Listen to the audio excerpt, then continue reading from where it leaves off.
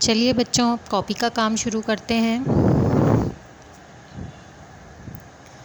अपनी कॉपी निकालिए और बिल्कुल उसी तरह कॉपी में जीम से ख़ै की हेडिंग डालिए, सिंधी और उर्दू की हेडिंग डालिए और बीच में बिल्कुल उसी तरह लाइन खींचिए। जीम दोनों में एक जैसा होता है।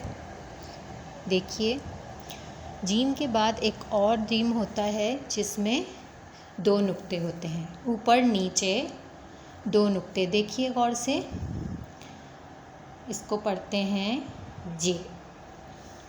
ठीक है, ये उर्दू में नहीं होता, इसीलिए इसकी जगह किताब में हमें डैश नज़र आता है, क्योंकि इसकी शक्ल का उर्दू में कोई लफ्ज़ नहीं होता।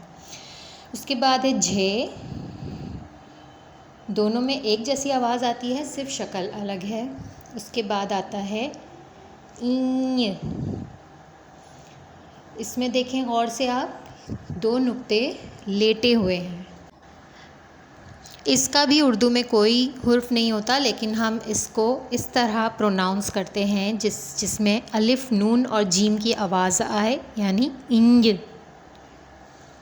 उसके बाद आता है चे, जो सिंधी और उर्दू में बिल्कुल एक सा होता है। चे के बाद चे का 2 चश्मी छे।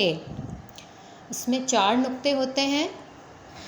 उसके बाद आता है हे और खे, दोनों सिंधी और उर्दू में एक जैसे। तो इस तरह मिला के सारे जीम के ख़ानदान के 8 हुरूफ हैं।